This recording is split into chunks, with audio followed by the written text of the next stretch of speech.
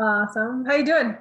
I'm good. I'm good. How you doing? It's been so it hasn't, but it has. I know it feels like it's been a long time. It's funny. Yeah. They just started talking in our office about cryptocurrency NFT stuff. Somebody brought it up in the Mhm. mastermind yesterday, and I was like, I know what that is. So I missed It's that course. it's pretty freaking huge. Yeah, it's coming fast Um, too. So it's like it's overwhelming because I know so little about it, and it's like terrifying to think that they're there's going. so much to know that you'll always know so little. Yeah. It's ridiculous. When I went to that conference, like I met a lot of really incredibly knowledgeable people, but this one guy who's actually a Compass agent in New Jersey, he literally spends 6 hours a day on this. Oh my gosh. And then 12 hours on real estate and in his business. And he doesn't sleep. And he does not sleep. He's got a 2-year-old and another one on due like anytime now. Oh my god. But he said he's like, there's no like one straight path. It's all a spider web. So you've got crypto, you've got NFT, you've got metaverse, you've got DAOs and like all these things. I'm like, oh my God, it's so overwhelming. And I understood to an extent. He said, you know what, the fact that you even made an effort Yeah. is bigger than most. But he's going to be mentoring me. We're talking like a couple times a week now. And Yeah, that's awesome. Well, then, it's then I'm gonna call you. So you have to call him, and then I'll call you. no, definitely.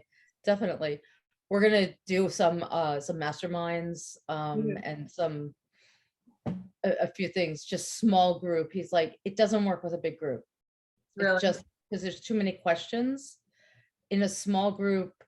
There's a lot of questions, but at least you can get to it and be insightful and depthful about it. Yeah. But like, there's just so much. I wonder if Like I we. had questions and then they got bigger. Yeah.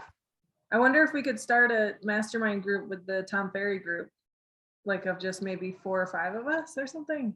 I don't know. There's there's a few people that are immersed. Melissa Carbonell in Fort Lauderdale. Okay. She's great. And she's Tom Ferry, but Okay. she's also crypto. There were like 3 or 4 of us there Oh, nice. at that conference that are already certified. Okay. Um, but like it's pretty big. And Compass, so my managing director, senior managing director before I left said, come back with 3 pieces of information of knowledge and get in front of the CEO of property and tell her I want her on the nationwide call in May. So I did all that. I did and more. I didn't just get in front of her. I Yeah. am now buddy with her entire C-suite. Oh, nice. It's amazing, which is really cool. But when I met with with the managing director yesterday, and she's like, this is bigger than I thought. I said, yeah, it is. She said, Compass will be involved. She's like, I promise you, we're going to go deep. Yeah. You will get credit. And, I'm like, I Very don't need credit. She's like, I'm watching you. You're doing great. Don't worry about it. I'm like, okay, cool. Uh, awesome. I don't know, but I mean, there's just so much. Yeah. There's Yeah. so much out I know, there. and you just got to start. I think just start somewhere and Yeah. start the language because everyone's learning it now. I mean, not everyone's learning it, but there aren't any real experts yet. I guess I should say. So Yeah. Experts are hard to come by. yeah, The woman from property is probably about as expert as they get. that's it. Yeah, it's interesting. She's absolutely brilliant, but she's so scattered. Oh, really? Yeah. Well, You have to know all of it before you can niche down, mhm. which is crazy. Yeah, that's true. That's very true. So right now everyone's kind of like all over, and then it'll kind of whittle down to like the big players in the niches. So Yeah. Yep.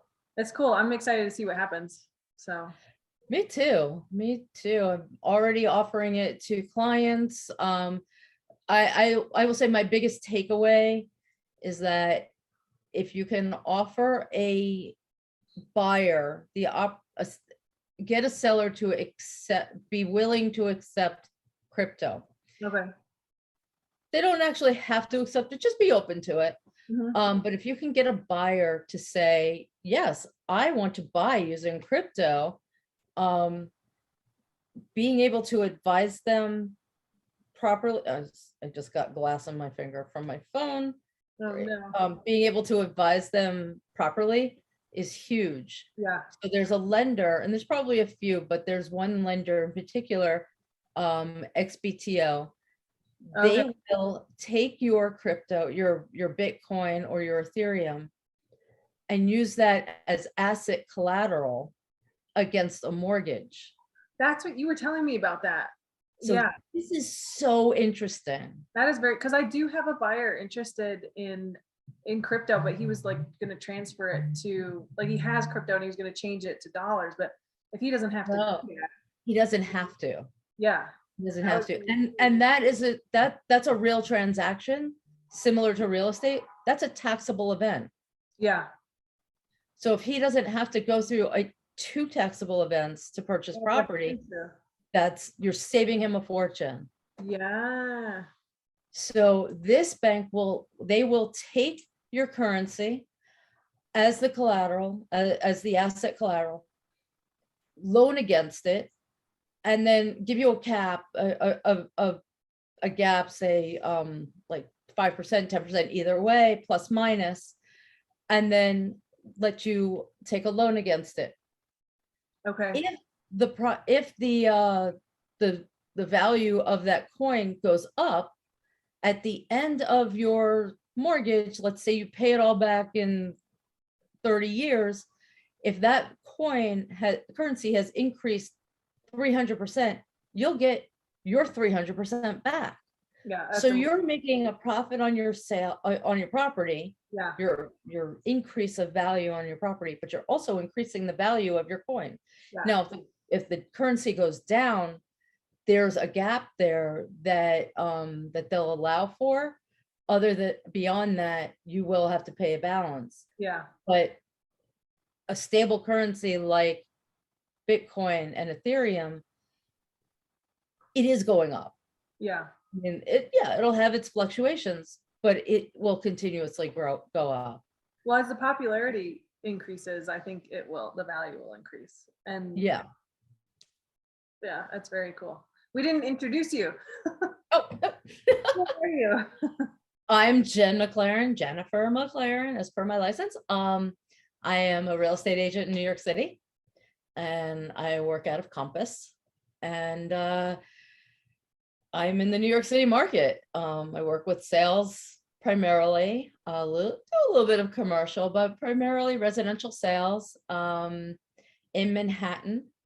I also work in Brooklyn, a little bit in the Bronx, and a little bit in Queens, in the close-in areas. Yeah. Okay. Awesome.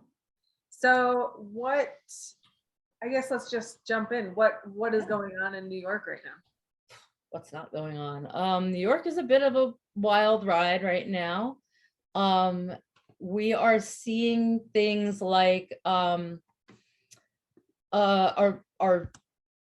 supply is seasonably low, but it is ridiculously low. We are about 19.8% lower than we were year to date a year ago. However, we are up as far as supply by about 11% over last month. Okay. So right now, condos and co-ops for sale in our market in Manhattan alone, we have 5,656 properties available, which is not a lot for an area that has a couple of million properties. I mean, yeah, what's the population of New York now? 11 million? Something like that, yeah. So I think that's double the state of Colorado. I think. So we're a little more vertical than you. Yeah, I could be wrong. But if you think of like listings wise, like we're low also, and we're sitting at around in just the Denver MLS, which is the largest MLS in the state. We're at like 3,600 maybe listings. So, Wow. and most You stuff, don't have, you're about, you're barely less than we are. right? So if you double that, which would be double equal to your population, we'd be at like 6. So we'd still be more than where you're at. So I just did a quick search. We are at 18,823,000 at our current Population, population. New York Um, City, like, and the boroughs. New York City, which will include all 5 boroughs, yes. Holy moly, 18 million. 18 million, almost 19 million. Yeah. That is so many people. So many people. It is. And thankfully, I mean, tourism is starting to increase, but it's been low for the last few years. And it definitely feels like the city is a bit more empty than 18 million. Yeah. But with tourism increasing right now, it's starting to fill up, and we're starting to feel the crowds. Yeah. Okay. I guess, I mean, It's a good thing. it's kind of a mix. I mean, it's kind of interesting to be in New York when there's not a ton of people there. I remember I flew in, and I didn't realize this. I flew in to stay with my aunt who lives, I told you, in Manhattan, or my godmother in Manhattan. And I flew in on Super Bowl Sunday, and it was dead. Dead. Dead. And I didn't realize what was going on. So it was like really creepy. I had no idea. Yeah. And then it all made sense. And I was like, wow, this is so weird. Because then I got to her place like super fast. And then when I was leaving, you know, like a few days later, it took like 3 times longer because there was so much traffic. But side note, yeah. I love New York. I really love New York a lot. You know, growing up here, it's a hard place to grow up. Yeah. It's a hard place to grow up. But I'm glad I did. I didn't love it growing up here, and I don't think my kids loved growing up here, Mhm. but I'm glad I did, and I'm glad they did, because it gives us we grow up more knowledgeable in ways, and we just grow up a little different, and a lot different, and a little faster. The streets Here. probably. I mean, Your it's streets quick. are. You gotta be paying attention all the time to everything. Like, Yes. Yeah, we really do have to pay attention to everything. But you know, it's my son is in Boston now, and he's about to move to Boulder. right. And he's really excited for the change. And I keep reminding him, I'm like, this is different. He said, I just read that everything closes by 10 o'clock in Boulder. This is perfect. I'm like, Oh, he "Is likes it?" that. That's so funny. He Yeah, and our loves bars that. and stuff close at like, oh, I wonder, do the bars close at 10? They have to I have close no at idea. 2, by 2. Yeah, I imagine probably by 2, but like different. New York life, is you like, know, shop here, bars close between 2 and 4. Yeah. okay, And then there are a few after hour bars. yeah. But generally between 2 and 4, you'll see bars still open, That's crazy. which makes for a long night. Yeah. Oh, yeah. Especially if you work in that industry. I mean, I couldn't imagine like getting off work at 5 or 6 in the morning. You know, like Oh, I after you can't imagine. work, and then going, no thanks. I wake up Yeah, at 5 in the morning.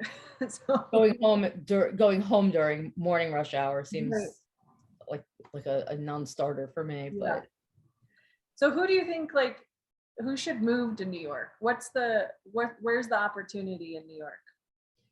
so New York is becoming one of the major tech hubs of the country. We have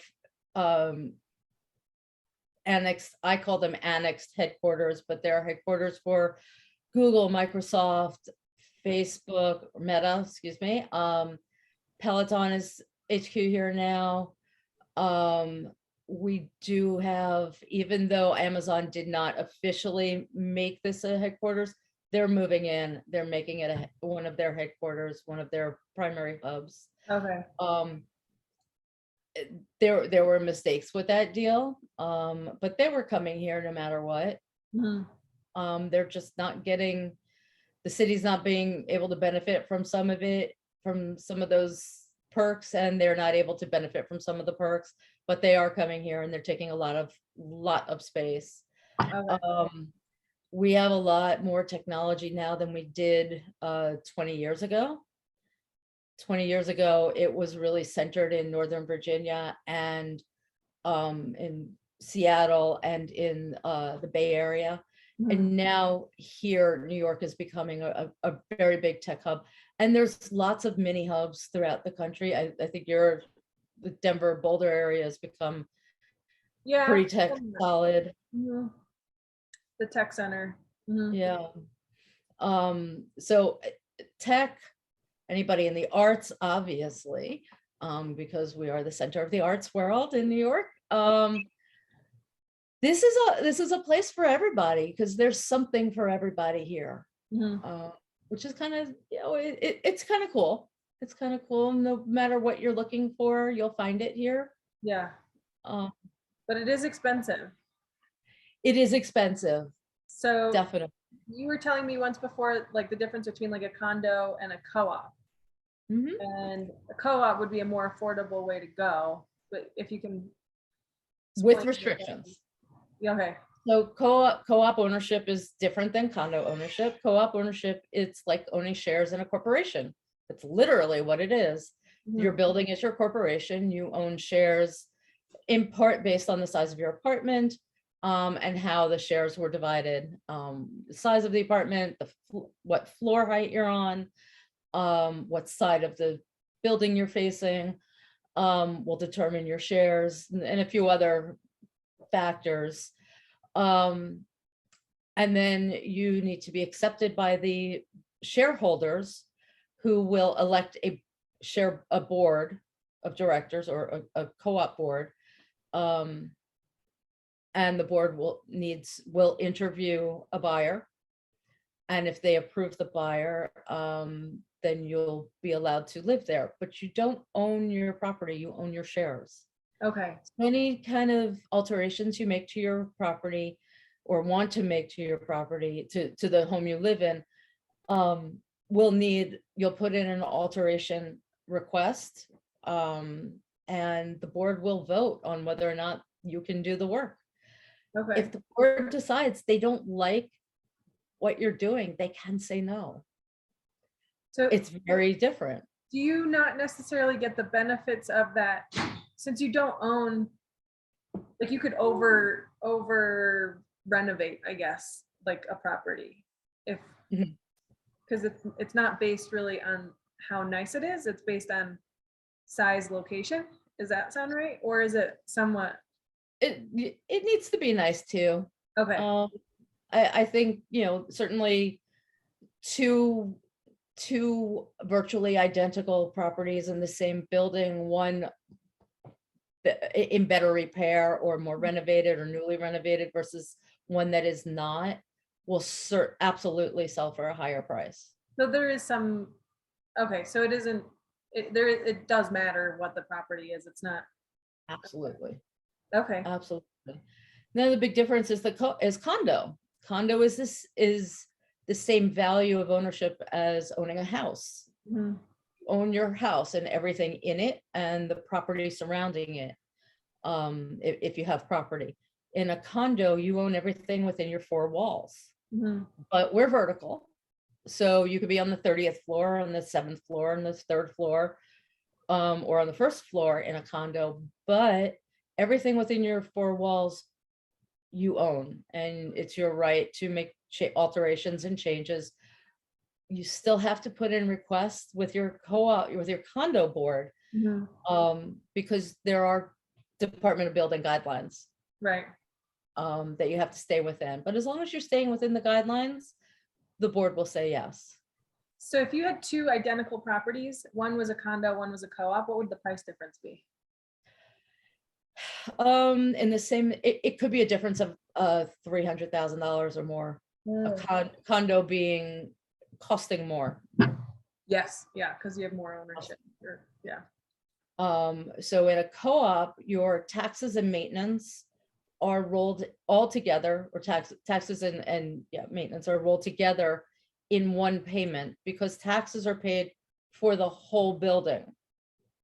Okay. You're paying your Oh, share yeah, based on your amount of shares, you're paying your division of those taxes yeah. on a monthly basis. Okay. In a co-op or a condo, rather, you pay a common charge, which is maintenance for the building, that pays for the common areas for building staff, lights, exterior upkeep. Okay. And then you're also paying your taxes separately. Yeah. So that sometimes could end up being a little bit more per month, but it doesn't always end up. It just kind of feels differently. Okay. It definitely feels different because you're paying taxes quarterly. We show them on a monthly basis so you can see what your monthly looks like in a Yeah. listing, but you do pay your taxes quarterly. You can have them paid through your mortgage escrow. You have options, so it doesn't feel quite as intense Yeah. on the wallet. Okay. But it's a different value of ownership. Interesting. Is the lending the same? Like, are there some lenders that won't do co-op, or are they? Oh, really? Okay. Interesting. There are some lenders that won't work in a co-op. There are some co-ops that are very, very challenging to work with. Okay. Co-op, most condos and all co-ops will require you to have a certain amount of money in reserve. And usually it equates to a year of your common charges in reserve. Some co-ops will require 5 years of your common charges in reserve. The difference is in a condo, you have to show that during the purchase period. And once you're closed and it's now your space, your home, that money's yours to do whatever you want. Sometimes a co-op will come back and say, we want to make sure you still have that money. Oh, really? Yeah. So they want you to hold that. A co-op board can unilaterally decide to do a renovation to a lobby or do work to the building that could cost a lot of money. They will then increase your common charges or your maintenance charges rather, That's like or they'll put an assessment on you Yeah. and you don't get a vote in that. No. Yeah. I know. I've heard of that. My sister's father-in-law lived in Boston. He owned 2 units. They had a $200,000 special assessment to do like plumbing. I mean, it was a nice, $1 million plus unit, but still, that's a lot of money for anybody. Yeah. Well, we have I do a lot of sales in a building that is about to get a $12 million, $12 to $15 million assessment that will be divided between all of the apartments in the building. How many apartments are there? There's 600 units. Okay, but still, Still, that's a lot. it's going to be a lot of money. It's going to be a couple $100 extra a month. Yeah. On the other side of that, that building is a great value because apartments are still very low priced. Mhm. Maintenance is still or common charges are very low, Mhm. and taxes are reasonable. Okay. So there's a balance. Yeah. The work that they're doing will actually help increase the value of every apartment in the building. Mhm. There's a trade-off, but Wow. but it happens. Yeah. It Yeah. happens. It's scary. I mean, in all of you don't really have single family homes in Manhattan. So We don't have a lot, no. it's kind of like you have to, that's what you're buying into that like 99% of the time. Like it's a risk you have to take. So Yeah. that's interesting. You said you had some graphs you wanted to share. Sure, if you'd like. Yeah, let's see. Try and screen share.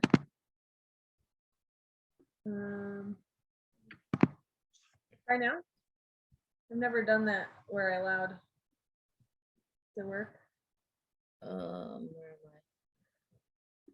We'll go here. Okay. Ah, yes, that's working. Perfect. Okay.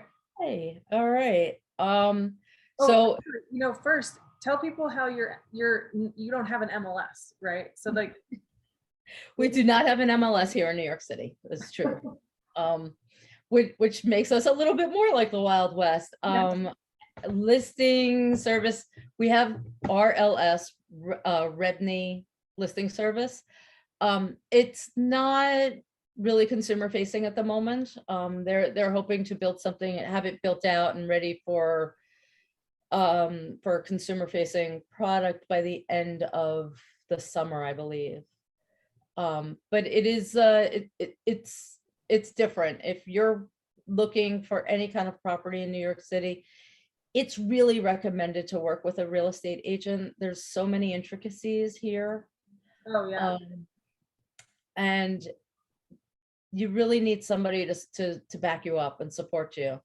No, somebody that knows how to negotiate with a landlord or with a seller, with a seller's broker,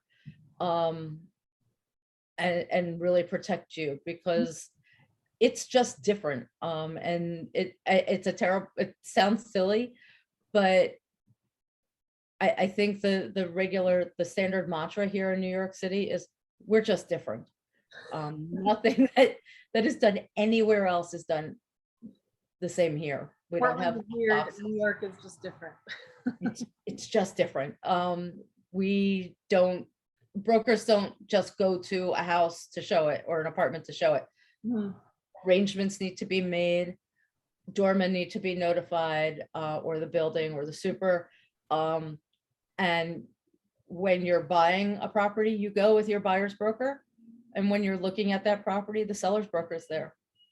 Wow, that's a lot of work. I mean, getting around the city, I can't imagine having more than like 3 showings in a day. It seems like it would be a total nightmare. I try to cluster them. I will do several showings with the same client, but it's hard to do work with more than one client in a day. Yeah, It's doable. But it's a morning client and an afternoon client, and we're very specific.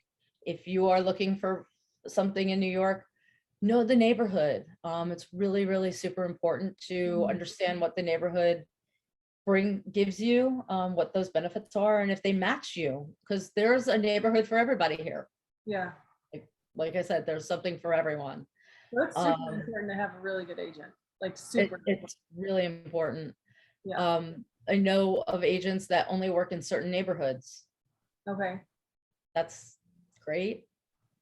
I don't know how that works, because I always have clients saying, well, I really love the Upper West Side, but I'm open to Chelsea Mhm. and Soho and Tribeca, and you might as well show me the Upper East Side as well. So we can kind of do that. We're gonna pick and choose what we're seeing in a day, Mhm. but we can kind of do that all at once. Sometimes it's easier to do everything on the west side of Manhattan. So that's the Upper West Side, Chelsea, Soho, Tribeca. We just kind of slide right down, Yeah. or just stick to the Upper West Side, Upper East Side, and just go east west. Okay. Um, Planning. Lots of planning. a lot of planning. Yes. I'm very lucky that my company gives me tools to make that planning a lot easier. Yeah. Had been with a different company before I got to Compass, and it would almost take 6 hours to just plan out a route. Jeez. Yeah. And then we have to contact every broker and verify and back it up again and again and again, and make sure that it's still going to be there. Yeah. Compass has kind of made that easier for us here, which is great. So it's streamlined. It's still not super fast, but it's definitely much easier. Cool. Awesome. But the charts in front of you, as you can see, I've got, my 55,656 apartments available in New York, and we are down year to date from last year. Wow. Inventory is low. Yeah. We are just starting to move into our busy season. Okay. And this this should be much higher.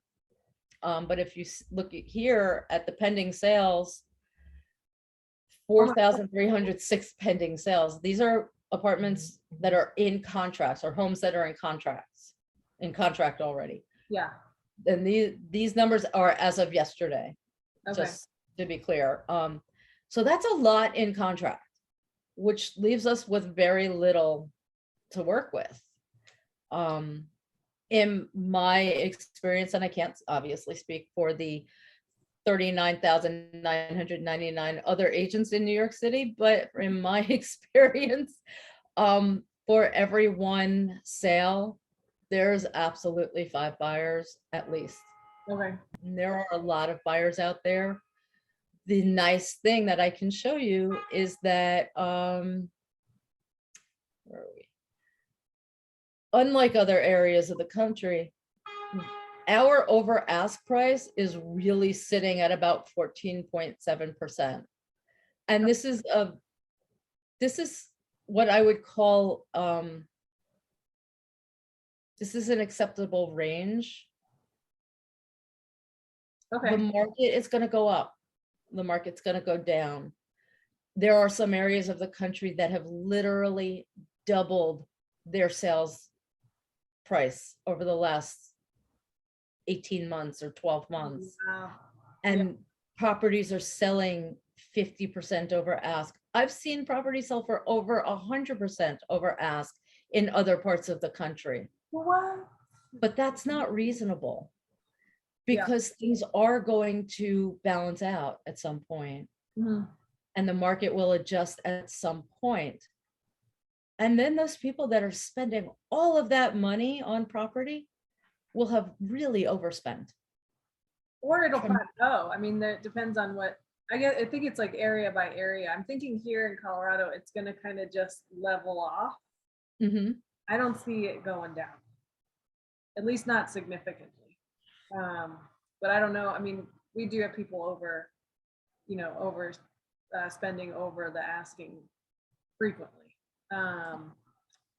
But yeah, I'm hoping for the level off so that we have more, so sellers feel a little safer putting the house on the market because things would have slowed down a little bit so that we have, Mhm. more houses for the buyers and then the sellers feel more comfortable listing because for the people that need to stay here, it's impossible because if they need to sell and buy, they've got to Gotta be go. able to buy without selling because a contingent offer is not getting accepted right now. Yeah.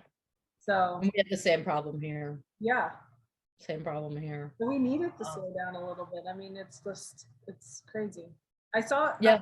your days on market. Is that accurate? 76? Is that normal? It is norm. Actually, this is down and up. So we're about 33% down from last year. Our previous couple of years, let's say the last 4 or 5 years, we've been looking at about 90 to 120 days on market. Okay. So New York is an attorney state. It's also an escrow state, and it's also a title state. So we do All three. everything. Like I said, we're just different. Yeah. So in order to go into contract, and when you want to buy here in New York, you don't just need a great real estate agent, you need an attorney as well. Mhm. Your great agent is going to have a list of attorneys that they work with. Okay. I have a list of 3 attorneys that I have actually personally or family has done transactions with in the last 2 years, because it's important to me that I know that it works, that they work well when I refer somebody. So having a great attorney is important because as soon as you see what you want and you make the offer is accepted, then I'm already in action. I'm going into hyper mode now because I need to get a deal sheet to your attorney, and your attorney immediately begins communication with the seller's attorney. Wow. And that's, that communication, there's a standard contract that sometimes gets altered. Mhm. So contract signing could be 5 days. I've seen it go 14 days. I've seen it go 15 business days, Oh, which wow. is, that's too long. If it's going on that long, Yeah. then the negotiations are weird and there's something off. Wow. But you can look at anywhere from 5 to 10 business days for a contract signed. So that kind of extends our days on market because we can't take Yeah. something off the market until it's signed. We can show that it's we can show that contract is out, Mhm. but we can't show that it's contracted. Okay. So it does, an interesting process. it's a process, yeah. And then, you also want to make sure you have a lender that works in New York City. Okay. And I'm really specific about that. I've had a number of deals where the buyers are very happy. Most of my deals are with people relocating to New York. Mhm. I do a lot of relocation, and what I find is somebody banks with Chase and they're just going to go to their local branch and call their local Chase guy.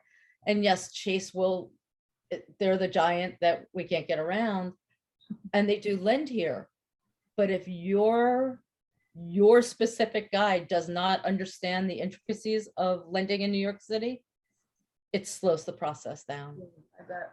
tremendously. We always encourage having somebody that knows like mountain properties and that sort of thing. It's not, I don't think it's as important as it is probably for you, but it's nice when we have a lender that's familiar with the mountains in Colorado. Absolutely. We need somebody that knows the co-op and condo rules. We Yeah. also, banks have to approve a building. So if you're buying in a new development and your lender has not approved that specific building, doesn't mean they won't, Mhm. but it will extend your mortgage process a little bit longer. Okay. Some lenders will not lend in some co-ops. Okay. So it's definitely knowing who the players are and who we can go to. And that's something, again, a great real estate agent is going to have a list of lenders, not just one, not just a bank, but Yeah. a few banks and a few mortgage brokers, because there's a lot of different ways to approach it Mhm. here. It's not as cut and dry. I've got 3 attorneys that I work with, and I have 12 lenders that I have sat down with. They have either done work for me or my family, or I have literally sat down and had meals with them and talked and really got to know them and understand their business. That's awesome. It's so important that you have a team surrounding you that works together cohesively. We need to communicate with each other. Yeah. 100%. Yeah. Another weird thing is when we do get to the closing table here in New York, it will be your buyer, your buyer's broker, your buyer's attorney, the bank's attorney, title, the seller's attorney, and the seller's broker. Oh my gosh. That's a lot of So people. it's a lot of people. What did Some you- brokers won't go to closing. I try to go to all of my closings because, I'm happy for you. We've worked hard together. I want to make sure that, watch it close. I want it to be the one that hands you your keys. Mhm. I'm excited for that. With my sellers, I still go to their closings. We've worked hard together. Oh yeah. We've achieved whatever your goal was, and I want to be the one that takes the keys out of your hand and passes them over to the next broker. I want to make sure that you're happy. Mhm. And be there to answer questions if you have them. Yeah. I think it is important to be there at the closing. I try to go to mine. I think I've only ever missed one or two. Yeah, I've missed 2, and they both had problems Oh really? that could have been avoided if I was there. I think at least one of them the problems could have been avoided if I was there. Yeah. So I do try to go. Any other things we should know about? Oh, curiosity. What would be the price of like a 3-bedroom, 2-bathroom, 2,000 square foot condo in I don't know, what's a place everybody knows in Manhattan? The Upper East Side, Upper West Side? Let's say Upper West Side. Okay. I will do that search for you live if you like. I don't know if I think I am still here. So let's say, I'm not gonna put a price in there. We're gonna go condo. You said 3-bedroom? Yeah, 3-bed, 2-bath. 2,000 square feet. That's enormous for.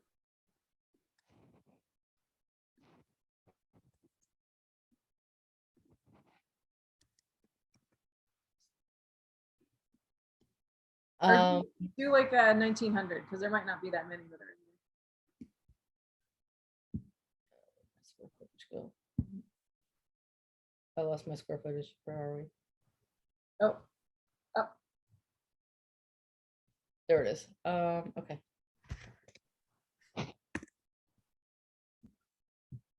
And we're gonna go, Oh, that's so funny. You have post-war and pre-war as a filter. yep, absolutely. Which war? World War II. Okay. Yeah, that's good. It's a good question. We said Upper West Side? Yeah.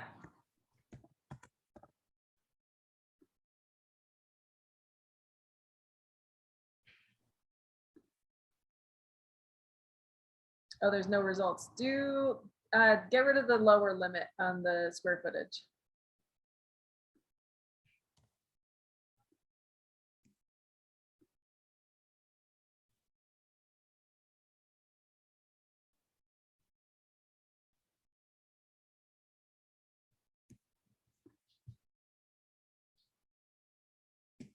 Hey, all right, let's try that again.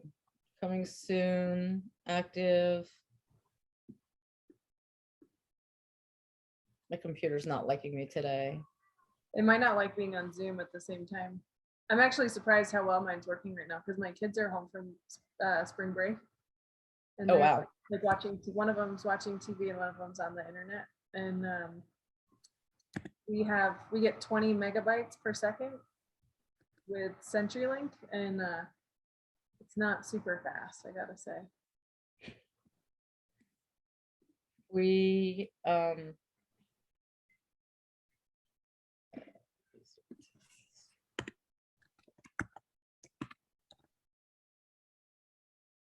Oh, there we go.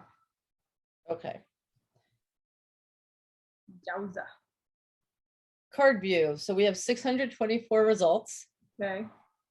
Um, Private exclusive. What does that mean? private exclusive means that it's not on the market yet. Okay.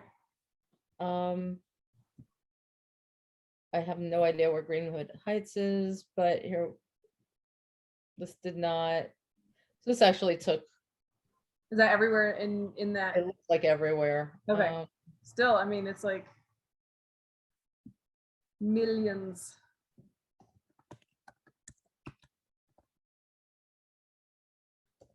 Oh, it works better if you spell it right. That would be a big deal. Here we go. 45 on the Upper West Side. Okay. Still million. So this is West 90th Street, 215. So it's going to be between Broadway and Amsterdam. Okay. Between Broadway and Amsterdam on 81st Street.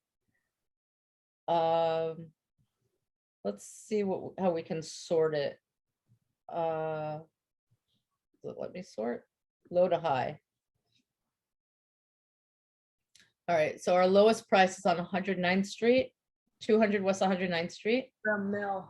$1,049,000. 1,000 square feet.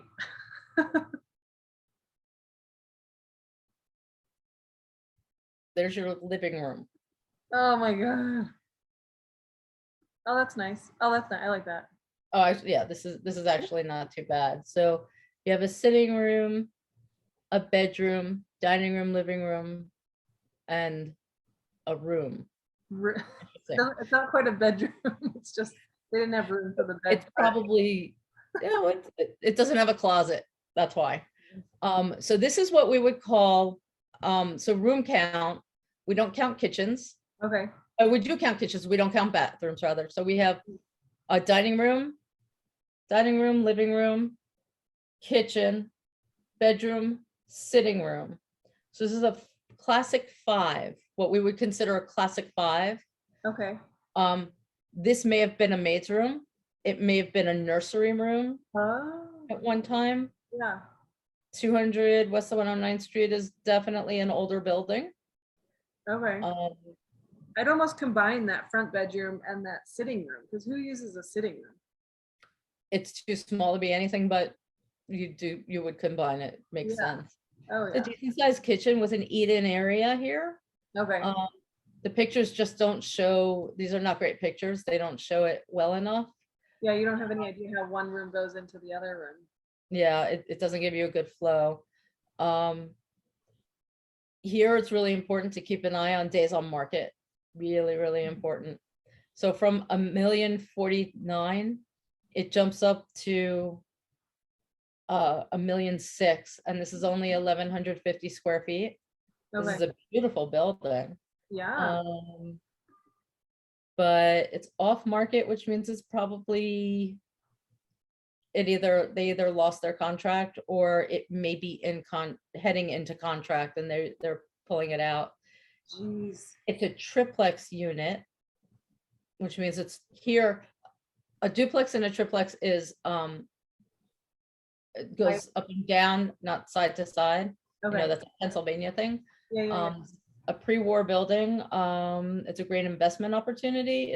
It's a beautiful street, beautiful building. Looks like it's, just reading through it, it's a good renovation. It's been renovated, but Wow. then we get to, As some perspective, I'm about to list a property in one of our like fancier neighborhoods down in Lakewood for 1.55, and it's almost 6,000 square feet. oh my gosh, Yeah. that's amazing. Oh my gosh. That's amazing. That there would be $20 million, that square footage, at least. Oh, probably more, Oh my God. probably more. So this apartment at 1.985, this is 1,800 square feet. This is actually interesting that you'll see. If you look out the window, Yeah. you're really close to those buildings behind you, outside your windows. Yeah. And that reason is because you're facing the back. Okay. So Okay. for almost $2 million, 3-bed, 2.5 bathrooms, for just under, for I guess 1,800 square feet, you're facing the back. So you don't have a view with this. Well, it depends on what you like to look at. If you like to look at your neighbors. Right. But it also can affect light. Yeah. It might be Here- more quiet. It might be more quiet, right? Because you won't have street noise as much. Yeah, it will definitely be more quiet. That's true. Here, your taxes are $1,700 a month, and Oh, common charges are $1,480 a month. so on top of your mortgage, you've got $3,500 a month in. Yep. So your monthly payment is $11,872 a month. So you would rent a place like that for like maybe what, 4,000 a room? A bedroom? No, to rent, you would probably pay around $1,500 a month. How? Or, 15 I'm sorry, 15,000. Okay. Okay. 15,000 a month. Our rents I'll move there next. rents here are ridiculously high. Yeah. Okay. No, that's what I'm thinking. So it's 3 bedrooms. So that's like 5,000 a room. Yeah. Jeez. Yep. Wow. Our market is just different. Wow. Very A cool. rental market, to rent the same thing, like I said, about 15,000 a month. You don't own it though. So Yeah. now you're paying somebody else's mortgage And then some. and then some. And there are some buildings, you know, if you're renting in a rental building, a pure rental building, usually they'll have amenities. Certainly at that level, they'll Yeah. have a gym. There's likely to be a doorman. Okay. But you're not guaranteed laundry in unit. None of these had laundry in unit, by the way. Not the two that I just showed don't. Yeah, they ship it out. Somebody come picks it up. No, we have a laundry room. Oh So my, you march yourself downstairs and for go to 15, the laundry room. 11,000 a month. You have to go take your laundry down. Yeah. Yeah. So on the Upper West Side, this is the most expensive one. Okay. 6,625,000. Well, they just dropped it though. It's a bargain. It's on This sale. is actually, this is new construction. Which means. Okay, so this is new construction. They are just opening this. It's not even, I'm not sure that they're even occupied yet.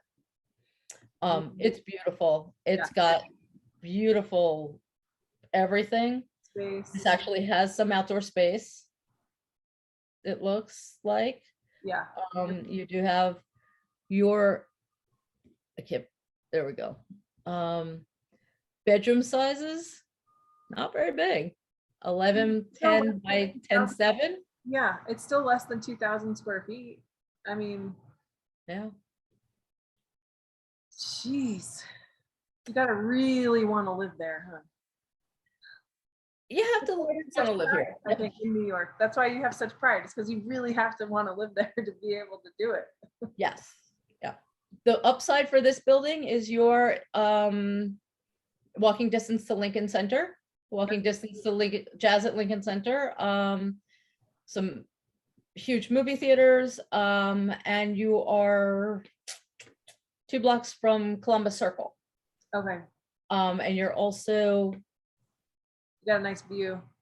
you have an amazing view. You're right off of Central Park. Okay. Surprised that they're showing one that doesn't have park view, but actually Got a little sliver. Peekaboo. you got a little sliver of the park right there. Peekaboo views. We have peekaboo city views up here. Right. So that's just the Upper West Side. This is not our most expensive price point, not our most expensive neighborhood by any stretch of the imagination. It gets notably more expensive depending on where you want to be. That's crazy. Tribeca is our most expensive area. Oh, really? Tribeca. Yeah. My sister had an office in Tribeca, I think. The lowest from low to high at 57 Reed, apartment 21C, 1,571 square feet, 3 bed, 2 bath, 2.850. That's crazy. Let's see. That's still not bad, actually. Okay. 6.345, Yeah. 6.034. So it's still not bad. It's been on the market for almost a year though. This is new development, new construction.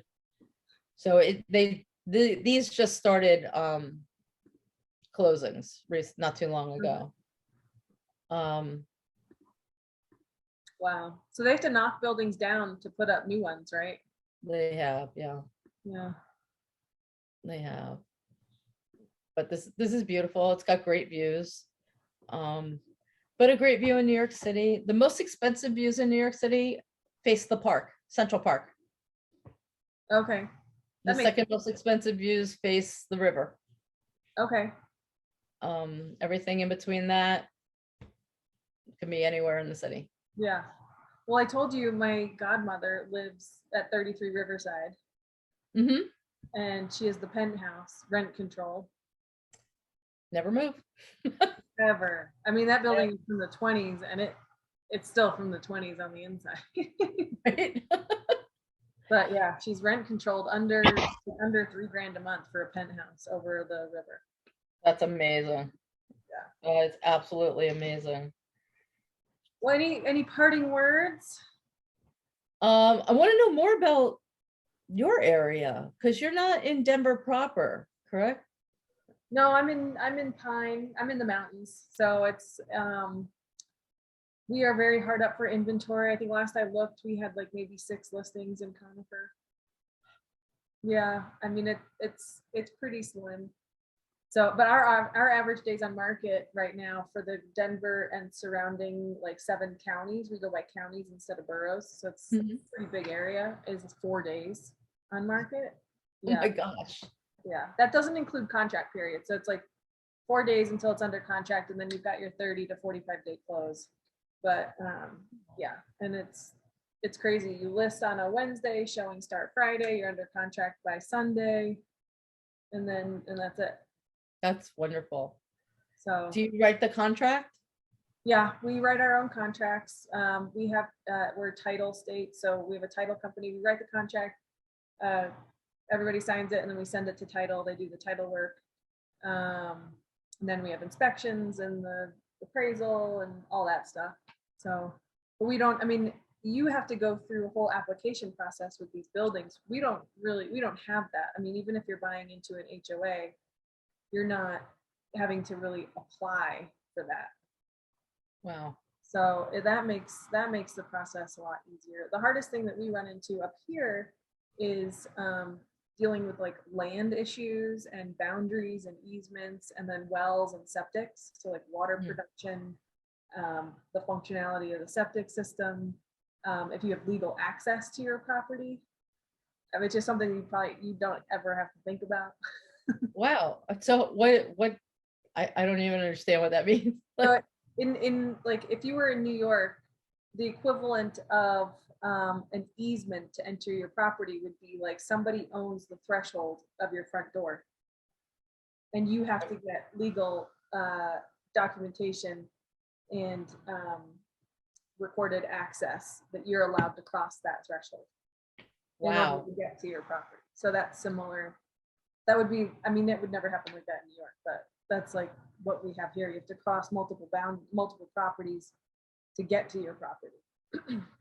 That's amazing. And then who's going to clear the road if it's like a private road? Who's going to do the snow removal? Like, do you have a recorded road maintenance agreement? Do you have a verbal road maintenance agreement, or is there none? Like, do you have to do that yourself? And then that comes into play if you have like a VA loan. You need to have they want to know that somebody's going to be clearing that road, like that you're going to have access year round. So that's amazing. it's a whole nother call. It's very interesting because when we go through real estate school here, we learn about that, but because the rest of the state has land issues. That's true. Yeah. But most of New York State is rural. Okay. Yeah. No, that's very true. And you have the same exam, I guess. So it's statewide, so it's all the same exam. So we learn about it, but it's just completely irrelevant. Yeah. In great measure. Yeah. Sometimes a commercial deal will involve land, and there's certain aspects of that they're involved with. But again, we have inspectors in title and land inspections and everything that really kind of covers that gamut. Yeah. We do have some co-op buildings. Yeah, we have the option of doing a survey or an ILC, but that's interesting. So you have specific inspectors for land that go and do all that stuff. And that's really smart. I mean, because you don't have to do that here unless you like the title company needs that extra step in some cases if you want to get title insurance for boundary issues, right? And so, but if you say you don't want that, then they don't require to know like an updated ILC or survey in some cases. So you run into issues, when you go to sell your property, if that new buyer cares and they have an ILC or a survey done and they're like, the deck is on the other property, so we run into that stuff all the time. Interesting. Yeah. That's really interesting. But anyway, we should wrap it up. Well, I'm looking forward to coming to the Boulder area and seeing you at the end of April. Very excited. It'll be fun. We'll have nice weather. It's really nice now. I think it's going to be really nice then too. So I'm so excited. Yeah. I'm so excited. It's been too long. I know. We need to get Alejandra on here from Miami. Yes. Yeah. Oh my gosh. That's a Because whole other. when I was down there, I toured her property, Yeah, which blew me away. It blew me away. Really gorgeous. no, I want to go over there. I want to go see her there. I want to go to the beach. I don't think she's not very close to the beach. She's in downtown Miami. I'm sure she's closer than I am. Yeah, me too, actually. Um, but yeah, it's the area where her property is it's downtown and it's amazing. Yeah, Um, I bet. it's but it was very funny. We went to lunch and we walked, and she had me cracking up. She's like, I don't know how to get there because I'm not driving. I was like, well, don't impress me. Drive if you want. That is We too. can That's- But I'm here in New York, as an agent, I walk an average of about 6 to 10 miles a day. oh my God. Don't even notice it. We're flat. Yeah. New York is mostly flat land. Well, Manhattan is at least. Yeah. So I walk a lot, from property to property and from appointment to appointment. Mm. And we don't even think about it. It's good. It's good exercise. It is. But we're also vertical. So when I have those walk-ups or brownstones or townhouses that are walk up, yeah, we walk those too. That's funny. Awesome. Well, thank you so much. Yeah, Tell us how to get a hold of you, email, socials, that stuff. So my let me see, since I'm still in screen share, I am also a crypto certified agent, Right. That's very important. Yeah. which is quite relevant here now. But this is me, Jennifer McLaren, 646-623-5900, Jennifer.McLaren at Compass, and I am on the ARIS team.